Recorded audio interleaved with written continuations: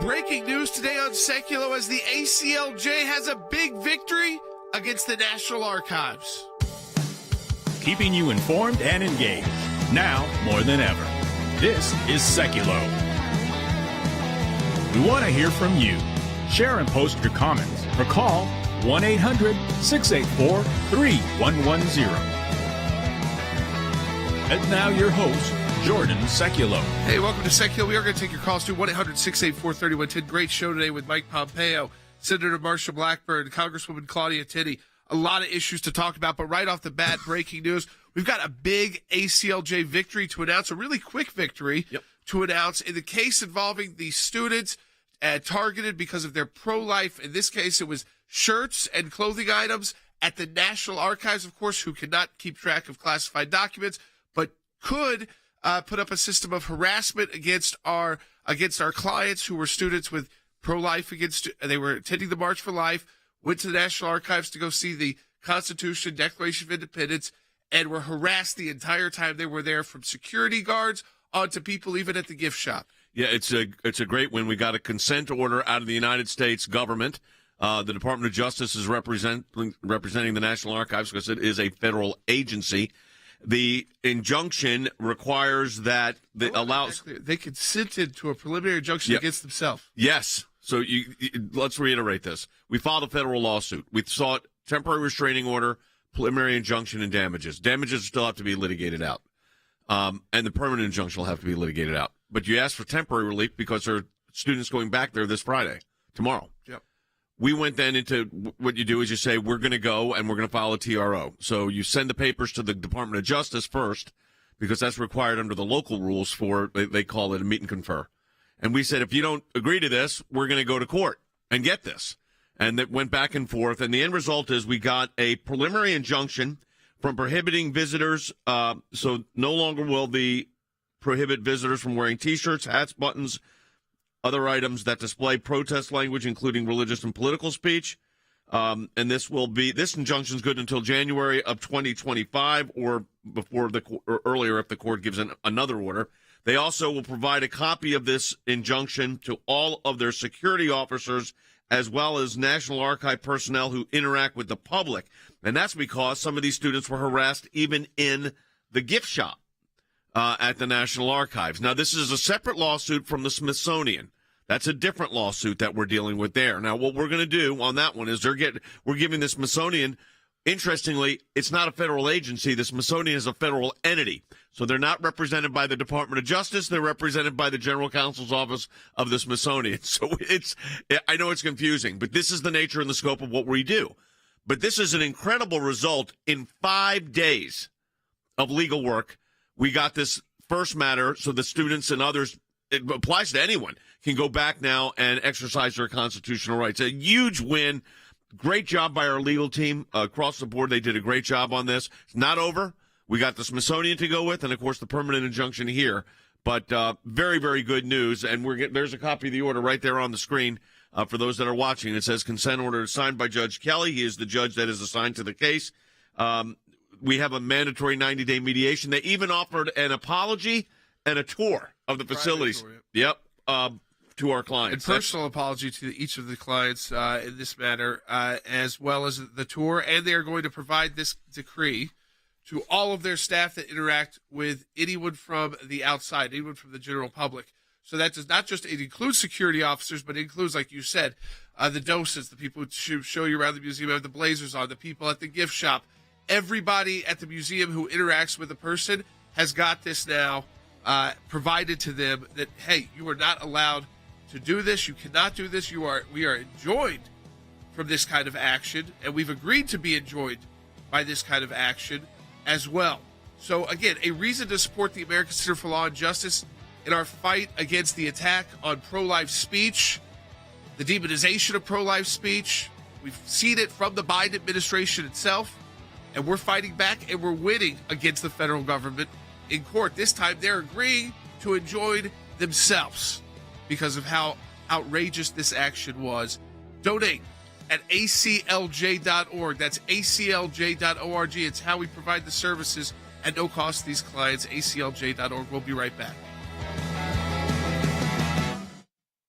A group of pro-life advocates is accusing federal government employees of harassing them during the March for Life weekend. It all stems from an incident last month at the National Air and Space Museum. Some visitors there who just attended the March for Life claim they were taunted and targeted because of the pro-life messages on their clothing. We're addressed by two women in all black, presumably security guards, and they tell us indirectly, and they say, all people wearing a pro-life hat, take it off. I then said, this is a violation of our First Amendment right. Do they have a case here? Because it sure sounds like they do to me.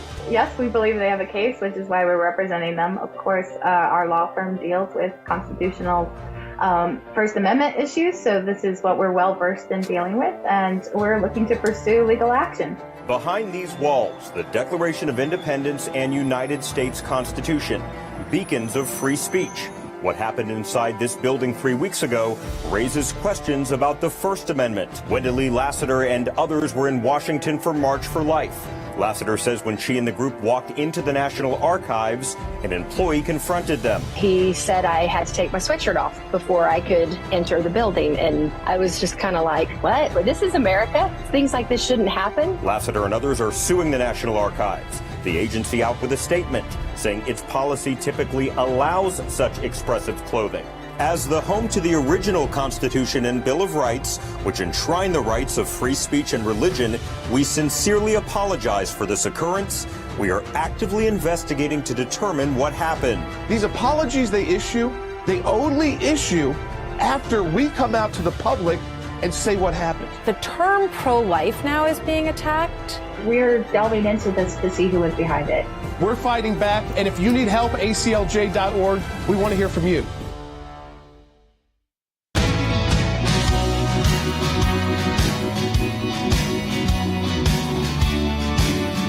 A lot to talk about going on in the United States and the world, of course, in this ACLJ victory. It's up, by the way, at ACLJ.org. You can actually see the consent order that was signed by the judge but agreed to by the National Archives, as well, of course, all of us at the ACLJ and our ACLJ attorneys and all our clients. That, again, it's a 3-page order, so we'll go through it again later in the broadcast, but it doesn't take a long time to read. It's very clear. So I encourage you, if you're interested in that kind of legal side of our work, this is a good document just to read yourself to see what we're able to get done very quickly, which was an admission by National Archives that they violated the rights of these students. So we, of course, joining us is our Senior Counsel for Global Affairs, former Secretary of State Mike Pompeo. Mike, I wanted to start with, before we get to international matters, you've been following, I know, our case against the National Archives, against the Smithsonian, for those students that were harassed after the March for Life. We got a temporary restraining order, and actually a preliminary injunction now, against the National Archives. They consented to this order being issued, knowing that the court would have ordered it, which they ended up doing, of course. And the point we're making with this is when these students were harassed, we went to work quickly, and we got a result very quickly. And it's very important for conservatives to and pro-life individuals, Christians, others, to speak out when they feel like their rights are being denied. And here they were just passively wearing a shirt that said pro-life generation, which created so much hassle for these young people. It's really breathtaking. But we got it resolved as it relates to the National Archives. How important is it for people to fight back on these issues? Oh, Jay, this is a big deal. Bless you, Jordan. Bless you and your whole team. Your point about speed matters, too. These young people's basic freedoms, their right to practice their faith, their right to speak, is now vindicated, and they can see this. This is an unadulterated good for Americans, certainly for them. It's pretty remarkable to get into a court, get a TRO, and get a preliminary injunction this fast, this decisively, and to get the organization to admit that they screwed up. That is the power of the ACLJ, right? It's not just the work; it is the capacity of them to say, no, we're going to be up against it. They are supported by millions of Americans. We don't want to be on the wrong side of that. And the ACLJ stepping in to defend these young people's most basic freedoms is truly glorious stuff, a wonderful outcome, and thank you for doing that. Well, we appreciate it, and we're thrilled for our clients. You know, I always say you got to respond to the speed of relevance at these things, and we did just that. Jordan, we've got a lot of international issues we want to get to too as well. That's right. Senator Rubio's and Johnson, they're raising concerns, Secretary Pompeo, that taxpayer dollars are now flowing from the State Department to the group running the Global Disinformation Index, which tries to blacklist and actually defund conservative media. It's a total of $330,000 from two State Department-backed entities. One of those is the National Endowment for Democracy that receives nearly all of its funding from annual congressional appropriations. And they are, again, going through and rating. Don't go to conservative websites. Those can't be trusted. But the New York Times and Washington Post get the highest of highest grades. Well, the State Department should have no touch on any of that, and your taxpayer dollars should have no touch on any of that. We struggled, I'll be honest, when I was Secretary of State, we struggled to get those very institutions, the National Endowment for the Arts, the NED that you described, even our GEC, which had an important role in pushing back against Chinese disinformation. The State Department bureaucracy was trying to take those dollars and resources and use them against, quote, domestic threats, end of quote.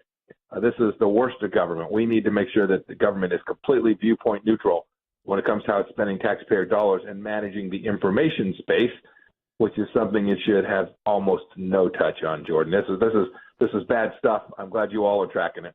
You know, it's interesting. I want to follow up on that, Mr. Secretary, because we had big public outcry when DHS was going, Department of Homeland Security was going to impanel their disinformation governance board, and we pushed back strong here at the ACLJ Action, members of Congress as well, and that was moved aside. But we warned that it will come up in other places, and now it is coming up in other places, as we're seeing. You dealt with, of course, you were the Secretary of State, you were the director of the CIA, you were a member of Congress, so you know what's going on here. This disinformation theme, though, is coming out both in national agencies, but also in international agencies. You're hearing them talk about it as well. The UN talked about it the other day, World Health Organization. So this phrase, this concept of disinformation, and we're gonna censor this, I think is now a global problem. It is indeed, and I saw it. Jay, you would know this too. When we pushed back against the ICC, the International Criminal Court, the institution begins to rise up against it and says, well, no, that's disinformation. That's the connective. You've worked in that court. When we were trying to do the good work in Judea and Samaria, simply saying Israel's not an occupying nation, the institution comes back and says, you can't speak that way. That's both illegal and it's disinformation. Their notion of trying to use disinformation as carte blanche to censor conservative ideas is not new. The work that we did to get rid of that disinformation board was good and important, but it is a long-time challenge, one we're going to have to stay at, and I'm counting on the ACLJ to be part of it. I remember, too, Jay, us working on a taxpayer funding of abortion and all these grants that were going to all these family planning institutions that were unlawful, and we were trying, it was like whack-a-mole to try to beat it back, and we made progress, but I am confident that upon my departure, this is all now growing back, and we need to ever be mindful that they're trying to take down conservative voices from all the places that are providing fair, accurate, candid information that they simply just disagree with. Yeah, I mean, this is, again, it is very troubling. It's like you said, playing whack-a-mole. Department of Homeland Security backs off with Nina Jankowicz, and then they get caught again trying to do it. Then they kind of back off from that. Then we find out we're actually paying nonprofit groups to do this. But going on to China as well, we keep finding different ways the Biden administration is trying to chip away at free speech, and we're seeing that with conservative Christians. Before we get to China, these executive agencies seem to have a directive to be on the lookout for ways to combat conservative speech. It's like they are trying to target specifically conservatives, and then they put these lists together like conservatives can't be trusted.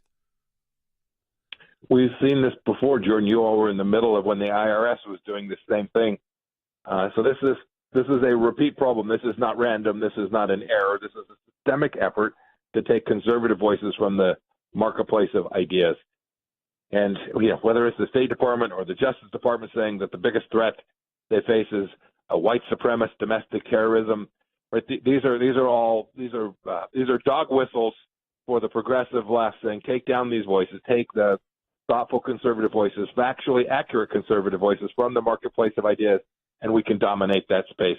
It is tragic when the government engages in this kind of behavior, and it's frankly dangerous. The Chinese Communist Party is thrilled with this kind of disinformation campaign here because it leads to American decline in ways that benefit the Chinese as well. Don't worry, BuzzFeed News is one of their top. I can't even. When I saw that in there, BuzzFeed News. Mostly BuzzFeed now is run by like ChatGPT. They're all AI generated junk stories like list and top 10 things you like, and that's Nonsense. what they say is that's credible. They've had to lay off most of their staff, but they're credible. President Biden's supposed to make a speech today. That speech is supposed to be about the takedowns of the balloons or whatever these were. Three objects. The three other flying objects. What's your sense of where this is going and what has happened here?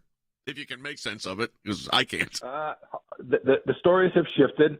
I was happy the administration actually briefed me, Ambassador O'Brien, and former director of the DNI, John Ratcliffe, last evening. So we got some insights. I hope the president will share all of those, or nearly all of those today. They can be put in the open space. What we know for sure is that for 5.5 days, the Chinese Communist Party took a balloon that we knew it had taken off from Hainan Island in China and allowed it to transit the United States, certainly damaging our global reputation and almost certainly collecting important information about how to challenge the United States airspace. A calamity for American security, but frankly, Jay, to your point earlier, a part of a pattern and practice of this administration of refusing to confront China, whether it's their spy operations in the country or their efforts in Taiwan.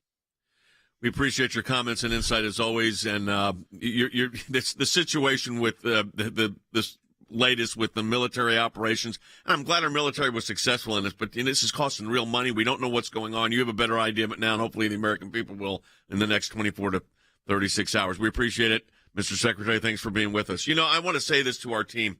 We had a great win at the court. The order was issued this morning, so we were able to break it to you right here on the broadcast. We're going to talk more about it later in the broadcast. We're going to go over each provision and what it actually protects.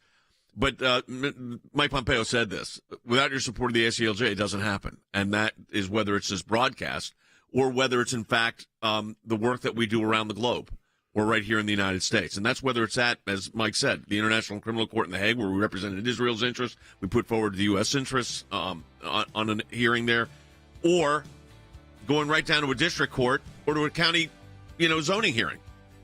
Your support of the ACLJ is critical. We encourage you to go to aclj.org. That's aclj.org to support the work and efforts of the American Center for Law and Justice. And also, you need to follow us on our social media feeds. That's at Jordan Sekulow, at Jay Sekulow, at Logan Sekulow, and at ACLJ. And it's wherever you get your social media. And, of course, our friends at Rumble, we always appreciate because they highlight the broadcast, and it's a great way to stay engaged with us. We're going to take your calls when we come back. We also are going to hear from our friend Senator Blackburn coming up to discuss a lot of issues, including the situation in China. We'll come back in a moment. I want to ask you about the Chinese spy craft and the spy flight last week across the United States, because you just had a classified briefing on it. Here is what we have learned. This is a global network. China is putting this up.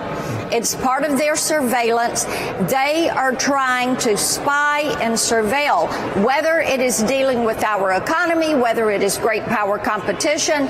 What they want to do is dominate. The truth is, I don't think anybody except the members of the Intelligence Committee know jack.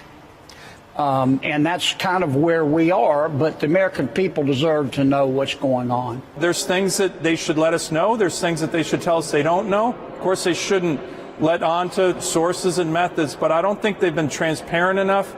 And as you know, when they're not transparent, then the wild speculation, unfounded fears can result in the public. They need to be more transparent. This is the thing that troubles me the most out of this, and that we have to really work to improve communication channels. China is going to do whatever is in their best interests, led by the Communist Party, including lying, and I just don't believe anything he says, regrettably. In 2020, I put out a plan, a white paper. Here are things we should be doing to deal with the Chinese Communist Party. We have to realize that their economic sector, their military sector, where they're focused on great power competition. One of the things so vitally important is repatriating our manufacturing to the U.S. so that our critical supply chain manufacturing is done here. Xi Jinping would never have tried some of these aggressive moves with floating spy balloons and bullying other countries if we still had a President Donald Trump and a Secretary of State, Mike Pompeo.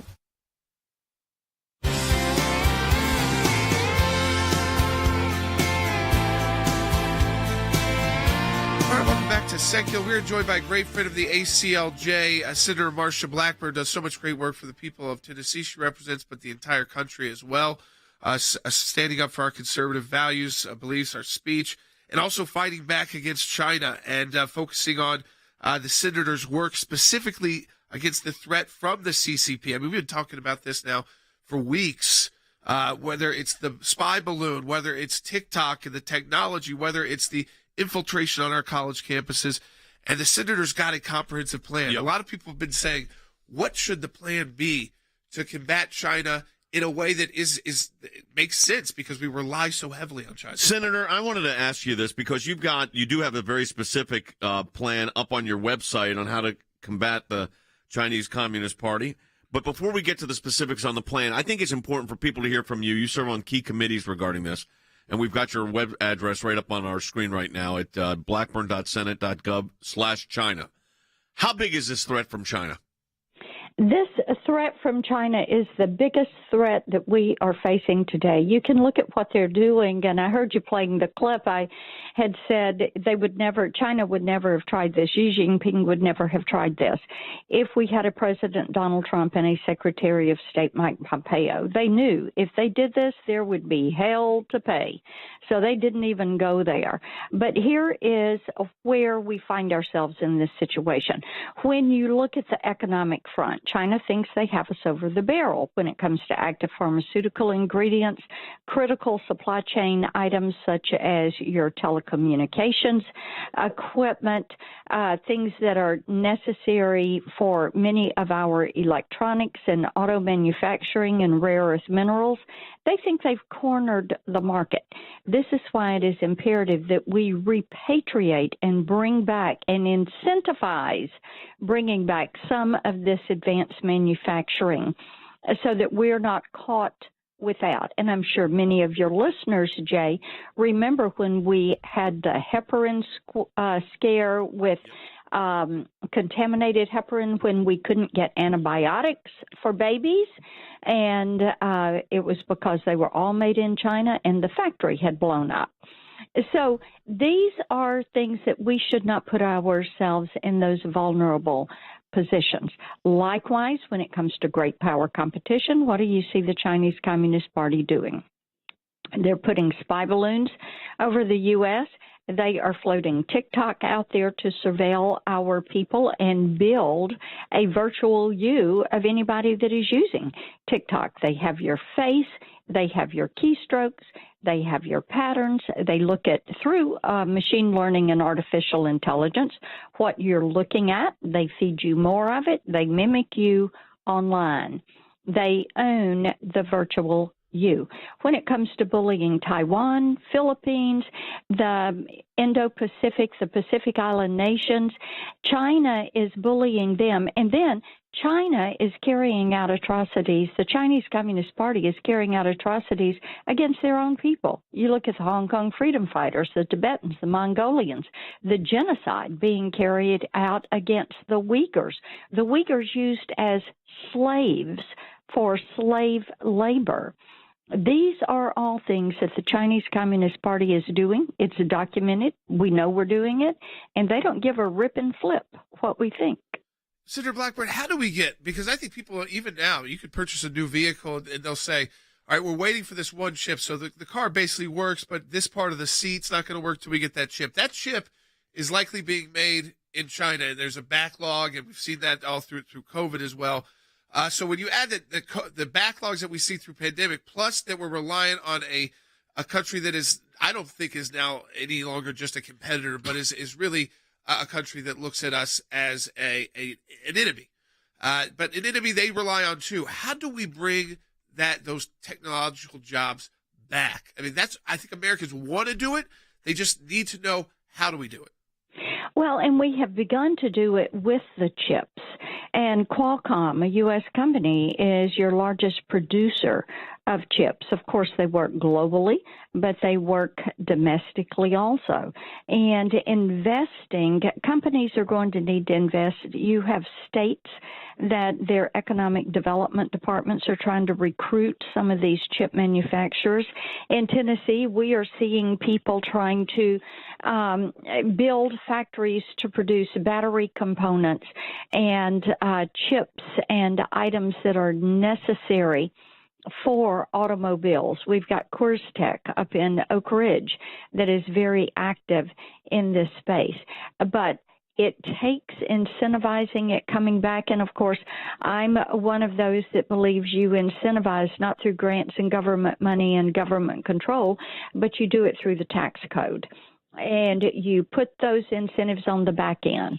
If they're going to get that tax credit, then they've got to invest that money. One of the things that you're also working on, changing focus here for a bit, and something very close to us.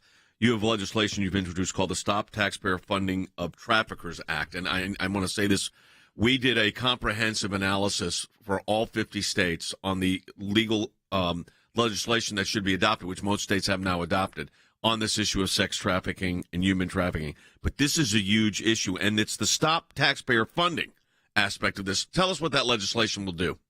You know, Jay, what we found out by working with some of our organizations that deal in human trafficking, sex trafficking, and also down on the border with our people that are working, our local law enforcement, our CBP working there on the border. Many of these traffickers, these drug kingpins, these pimps, these sex traffickers, gang leaders, they are living in government subsidized housing. They are getting unemployment and welfare benefits, and their side hustle is that they are trafficking drugs and people, and they're recruiting women, grooming women, and forcing them into sex trafficking.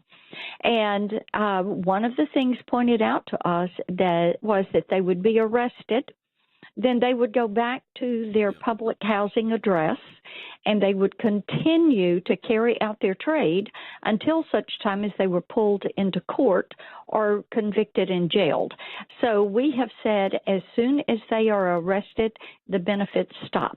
They're not going to be going home to that public housing. They are not going to be getting that welfare check. They're not going to be getting an unemployment check. It is unseemly that there are those that are living off the taxpayer while they're carrying out something that is killing lives. We have 70,000 Americans that died of fentanyl poisoning last year, and all of that is coming across the southern border.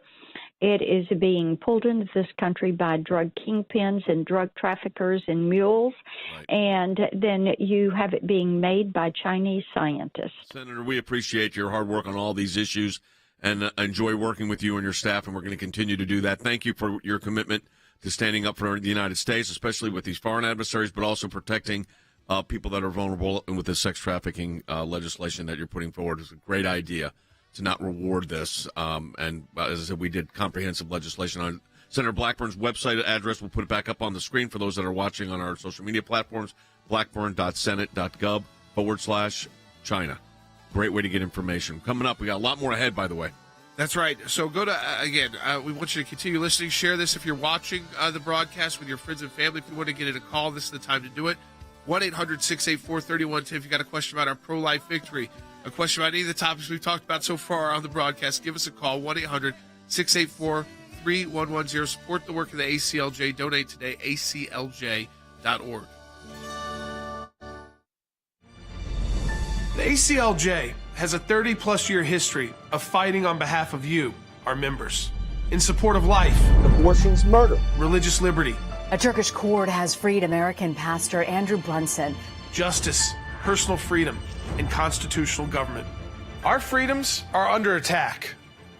Now, more than ever. We are not going back. Abortion is healthy. Yet another week of violence. They use their power and influence to push deeply un-American causes that threaten to destroy our country. Abortion on demand, socialism, inflation, cancel culture, weakness in the face of our adversaries. We owe it to our kids and grandkids to defend the things that make this country great. It's time to take the gloves off and uphold American values. Go to acljaction.org to learn more.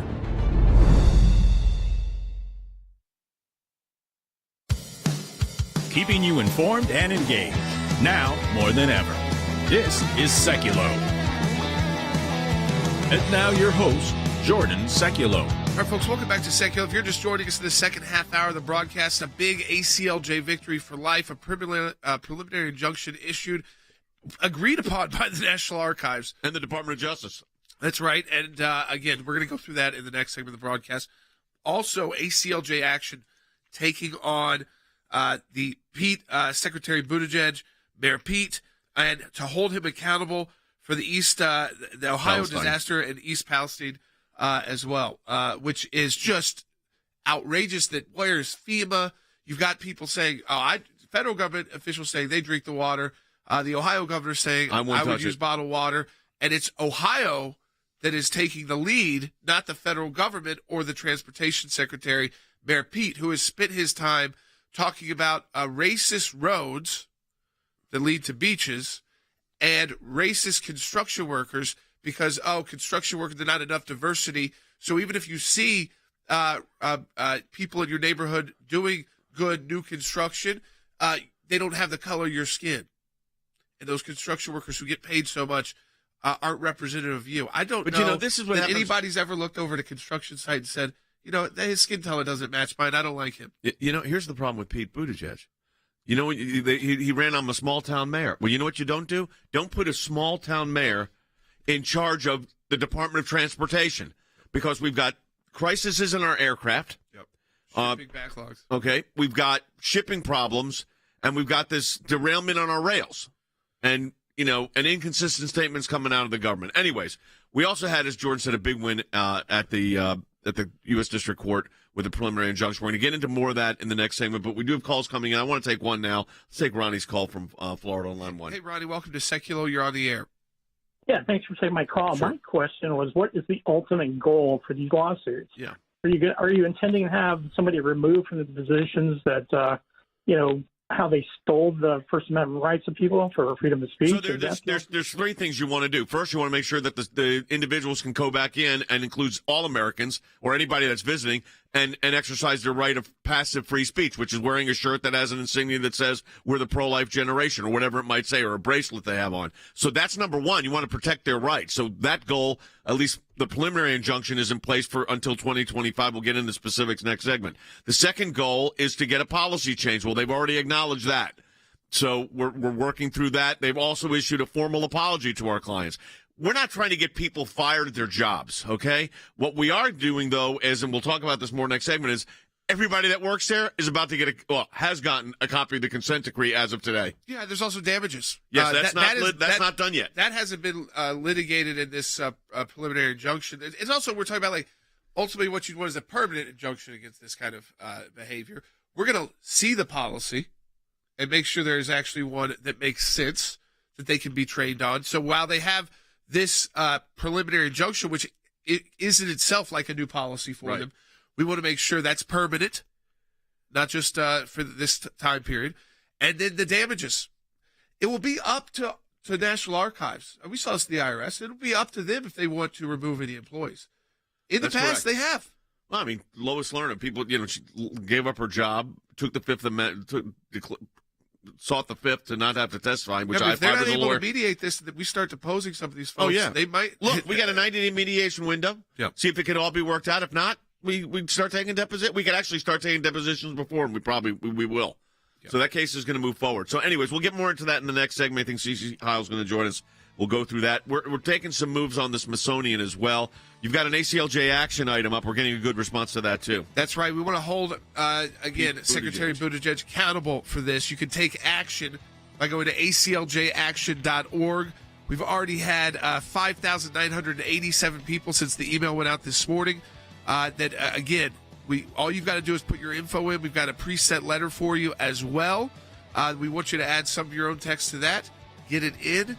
5,987. Let's get it above 10,000 at ACLJaction.org, right at the top of the homepage. What happened in Ohio is unacceptable, and the federal government's response is at the hands of Secretary Buttigieg. And where is FEMA? The distrust in government is so high. We'll be right back on Sekulow.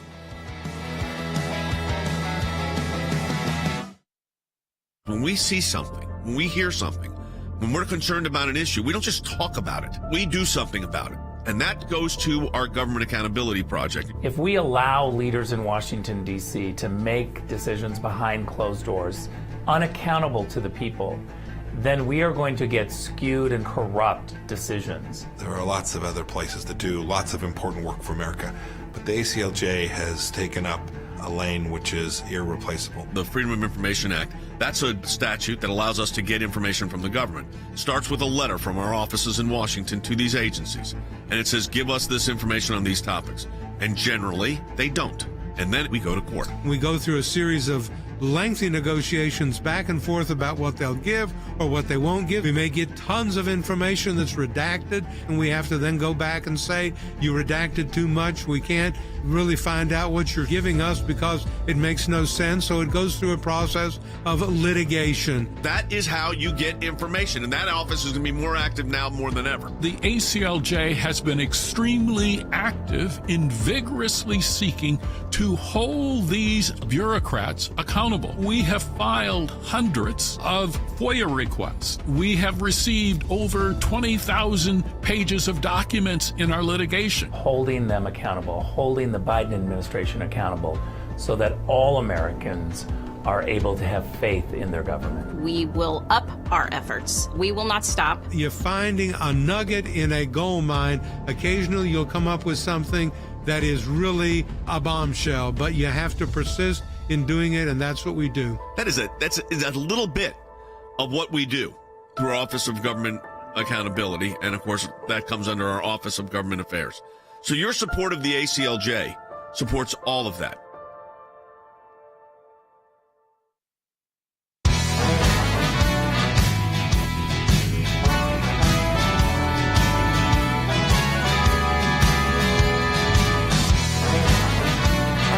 Sekulow. We are taking your calls too, 1-800-684-3110. We want to spend a little bit more time, if you're just joining us, on this victory against the National Archives on behalf of pro-life students and people that were with them as well.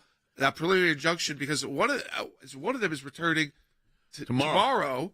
And so we got the order today signed by the judge, agreed to by National Archives, that they violated their constitutional rights when they told them to remove their shirts and continued to harass them throughout the museum. And it wasn't just even security at the gift officers shop. there. Right. Gift shop. And so this order goes out not just to security officers, but to everyone who interacts with anyone from the public at National Archives, at all National Archives facilities, not just the one in Washington, D.C. Let me read you the first paragraph of the consent order. This is that is now signed by Judge Kelly. Plaintiffs allege in paragraph 5 of their complaint that on January 20th, 2023, which was the March for Life, they were subject to a pattern of ongoing misconduct within the National Archives Museum by the defendants, the National Archives security officers and defendants, John Does and Jane Does, just because we don't know who those individuals are by name yet. We will when we do discovery.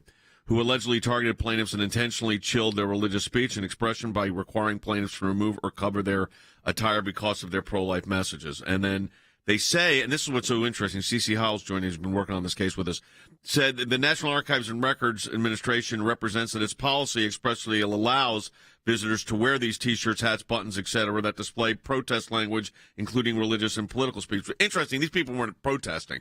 It was a passive.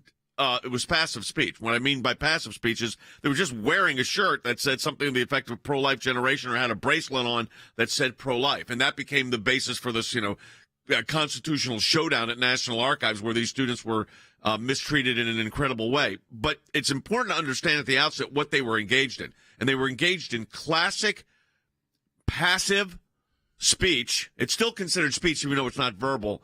Expression is the word that you would use in a proceeding. And that's protected by the First Amendment, and they were interfered with. Yeah, so it was clear that the National Archives was violating the First Amendment of our clients. And we got involved very quickly. We let them know very quickly what happened.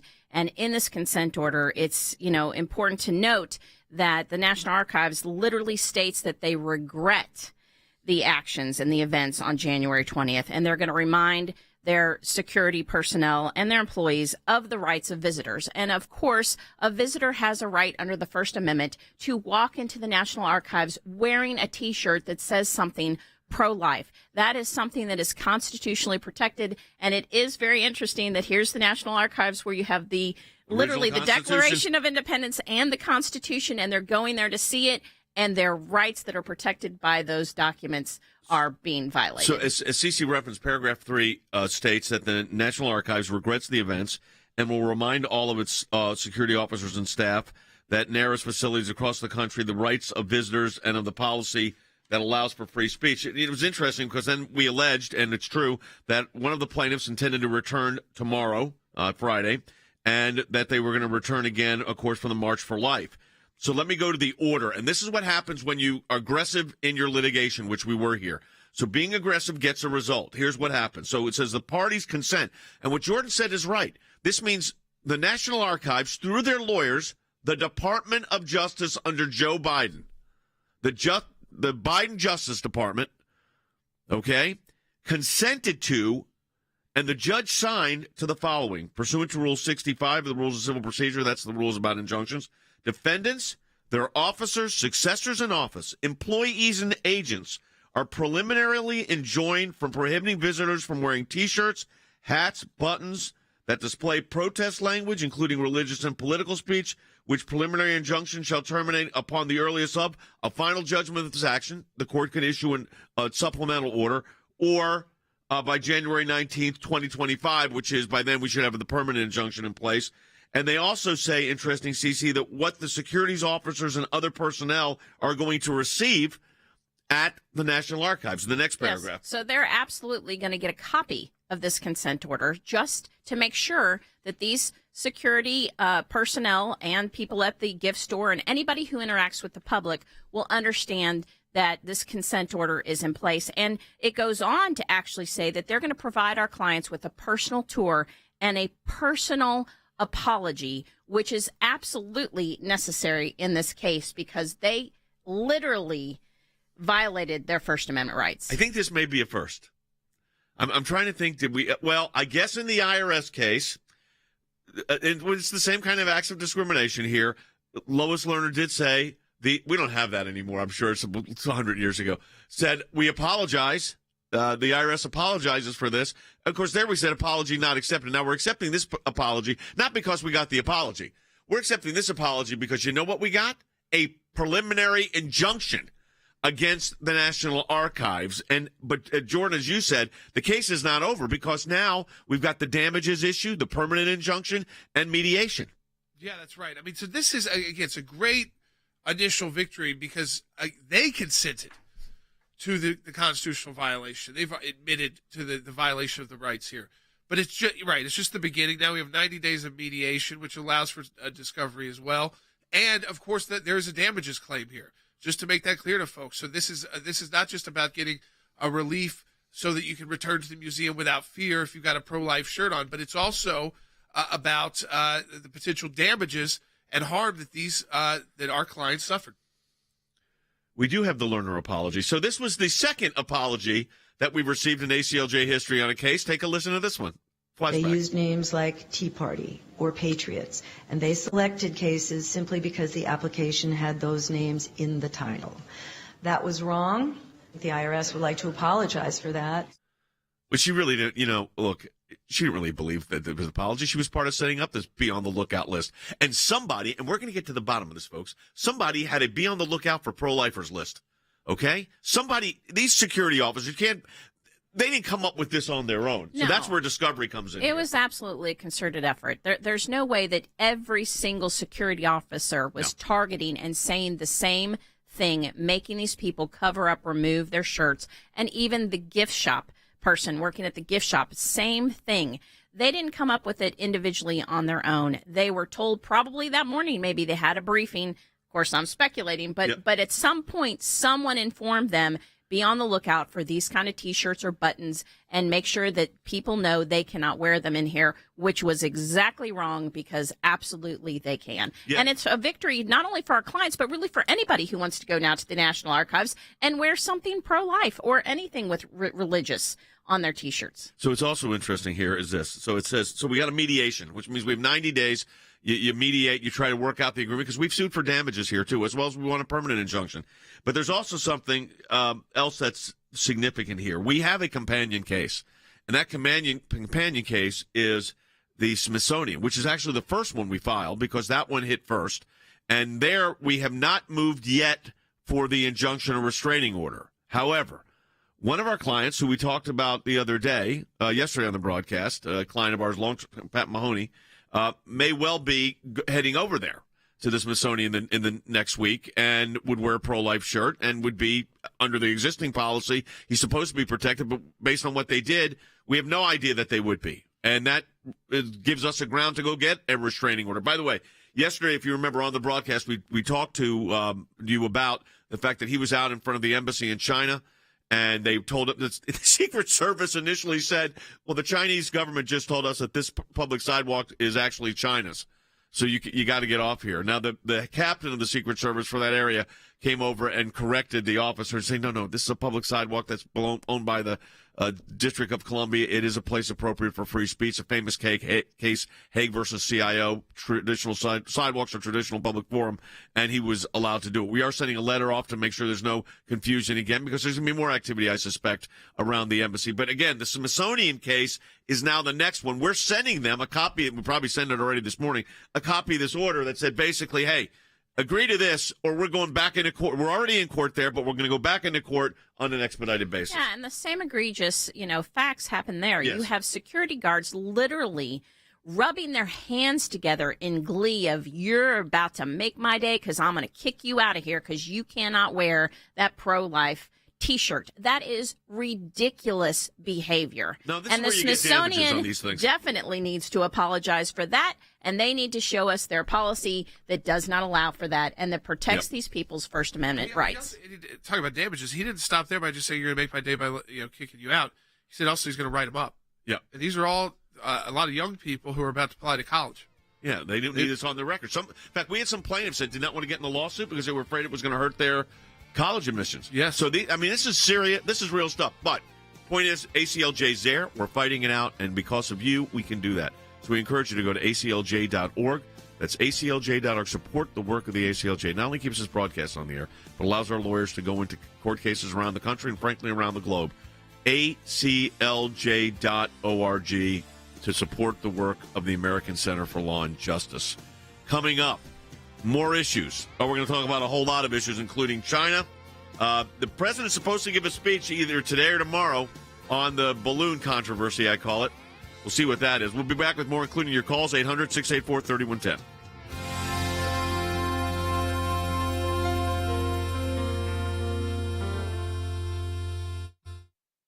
For decades, the ACLJ has battled tirelessly toward the goal of seeing the Supreme Court overturn Roe v. Wade. As steadfast defenders of the innocent unborn, we celebrated this historic victory at the Supreme Court. But now it's time to put the hammer down and dig even deeper, because our war at the state level has begun, and we want you to know that we're fully engaged.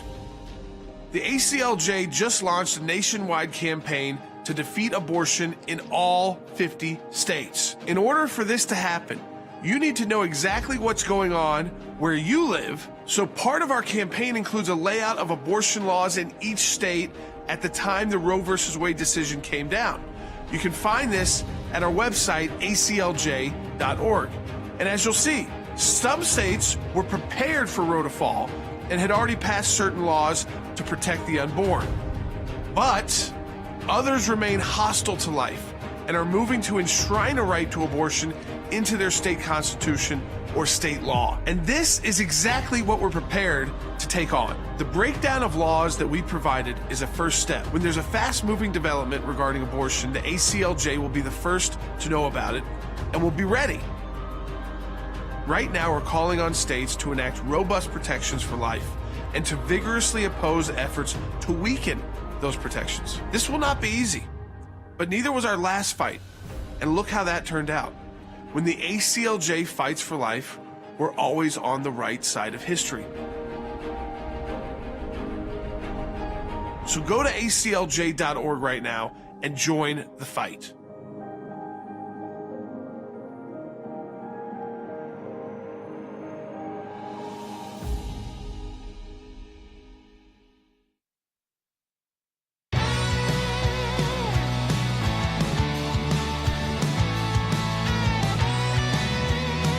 All right, welcome back to Sekulow. We're joined by a great friend of the ACLJ, who does so much great work for our country and all Americans, especially her district, New York 24, Congresswoman Claudia Tenney.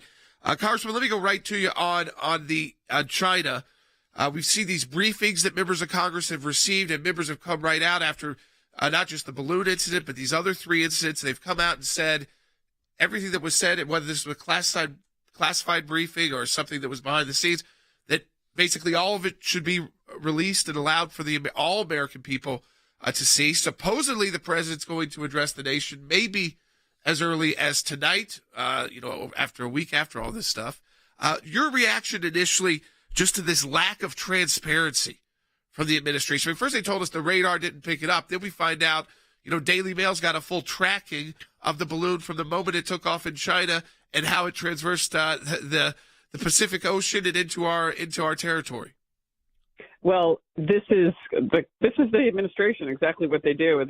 I think they're covering for the mistakes they made and the inconsistencies in this balloon gate scandal, whether it's the first to the fourth balloon, all the discrepancies about how we're using very expensive F-22 Raptors with very expensive weaponry to shoot down a balloon that we probably could have shot with a 50 cal.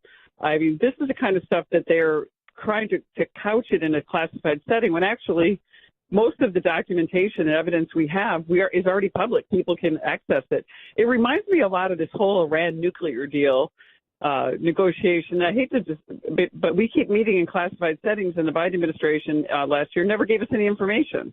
And I was like, why is this a classified setting when, you're just basically telling us what we can read in Al Jazeera and other news outlets? So I think they're trying to come up with a cogent, salable spin on this that they can address to the American people. But it's long past due for Joe Biden to put this out. And I think the more they wait and the more they spin this, the more the people have less confidence in what they're actually doing. And the more our enemies see this as a complete lack of competence on the part of the administration, which, we don't need to see demonstrated over and over, whether it's Afghanistan, what's happening in Taiwan, the fumbles with China before and now including this balloon gate scandal. Congressman, you mentioned like the overclassification, and we've heard that from intel officials, former secretaries of state, former director of the CIA. Also, with the same line, is that they use classification to cover up their mistakes for the American people. And ultimately here it was I think it's a nonprofit group that has satellites up, and anybody can access those satellites, and they have the imagery of a Chinese balloon manufacturing facility where they manufacture these large-scale, huge balloons. And so they even that was public. I mean, none of that was secret. So this idea, again, I just want you to let people know that a lot of this classification is done so that we don't understand, or they think we won't figure out the mistakes they're making, even though a lot of those mistakes, as you say, they're in plain sight. Yeah, I think the people see it, and people are concerned because a lot of people don't understand legally the difference between levels of classification for documents. So if someone hears the term classified, they've watched, these cop shows and go, oh, it's classified. We can't, we shouldn't have this out, but we've got access to it, and when they can't talk about it. And I think that what people need to understand is there's all kinds of bureaucrats, as you say, overclassifying. It's what they used as a justification to raid President Trump, and then they had to make it look good, so they went after. Now they're going after Joe Biden. They went after Mike Pence. They're going after anyone, and using this sector of, oh my God, they're classified documents in somebody's closet or something. This is still not comparable to Sandy Berger stuffing documents out of the National Archives into his socks on his way out the door. So, I mean, the problem is they're able to nuance this with people who don't really understand the difference. and manipulate the public. And I think this is all part of the problem when you have a public that doesn't understand what our government's about and that it's their obligation to be self-governing, to figure out what the truth is. And it's good that we have more media outlets talking about it, like your outlet, so that we can get down to the facts about this thing. But that's what concerns me the most, is how many Americans don't even understand the difference and fall prey to some of the less than ethical media outlets just trying to use this information to manipulate and really just wear a team jersey on one side or the other, particularly the Democratic side. You serve on the House Science, Space, and Technologies committees, and that committee does work on the China issue. I want to ask you the same question that I asked Congresswoman today, former Secretary of State Pompeo, Senator Blackburn just moments ago, and that is for our audience to understand how big of a threat China is to the United States. I don't think you can understate it or overstate it. I think China is our biggest adversary in so many levels, whether it's beefing up their military, their ability to do surveillance. They've already been spying on us. You know, back when I first wrote my first article on China in 2016 about the almost $400 billion in intellectual property theft by the Chinese Communist Party of American companies, our innovation and our technologies, largely through these Confucius Institutes, but other ways of infiltrating our business community at home and in China. It's now over $600 billion, and they continue to use TikTok, buying up farmland, now surveillance balloons. I mean, they're brazen in what they're doing, and we have so many Americans and companies that don't realize how dangerous this threat is. And I'm hoping that on the Science, Space, and Technology Committee, we can really expose this, but also to continue to expose it because our innovation, our technology, our ability to protect our homeland are under siege, and they have been for years. This is not new. And getting Americans to bring our supply chains back here, getting reasonable, responsible energy. You know, we have a huge reliance on China for this green energy agenda with solar panels, the batteries, and all this that we're relying on China for. Most of our pharmaceuticals in terms of R&D is now being relied on in China. We can do that, and we do that so much better in this country. We just need to have honest reporting and honest assessment of this. I'm going to plan on doing some committee meetings on energy, on supply chains, and things that we need to focus on, even on the Science, Space, and Technology Committee, so we know that China doesn't continue to get an edge on our country. And in terms of basically everything, when you talk about military superiority, technology with hypersonics, satellites, aggressive satellites, now this balloon and surveillance technology, intellectual property on so many levels, they're way ahead of us. And just look at the way our education system is showing that they're producing students that are much more able to handle the technological challenges of the future, while our students tend to be focused on woke issues and things that aren't helping us advance against a really fast-moving target in China. You know, Congresswoman Tenney, you, again, stand for all of us and are working so hard in Washington, D.C. to bring clarity to this, to bring the info to the American people, and to fight back and do something about it. We appreciate you so much joining us on the broadcast today. And again, folks, to learn more about what Representative Tenney's doing through her website. Again, she's also on, I just want to mention quick, the House Science, Space, and Technology Committee, which is looking at all of this, these what's flying up in the atmosphere. Exactly right. What do we need to combat? No, exactly right. It was great having her on today. We appreciate it, Congresswoman. All right, folks, this shows you the scope today. You've had a member of Congress, a member of the House, a member of the Senate, and the former Secretary of State and Director of the CIA on the broadcast today. Your support for this broadcast keeps all that possible. We encourage you to go to ACLJ.org for that. That's ACLJ.org, and support the work of the American Center for Law and Justice. But also, let me tell you this, stay engaged and stay informed. Go to ACLJ.org to sign up for our newsletters. You should do that. And also follow us on Rumble, Twitter, True Social, Facebook, YouTube, wherever you get your social media, Instagram, at Jordan Sekulow, at Jay Sekulow, at Logan Sekulow, and at ACLJ. Talk to you tomorrow.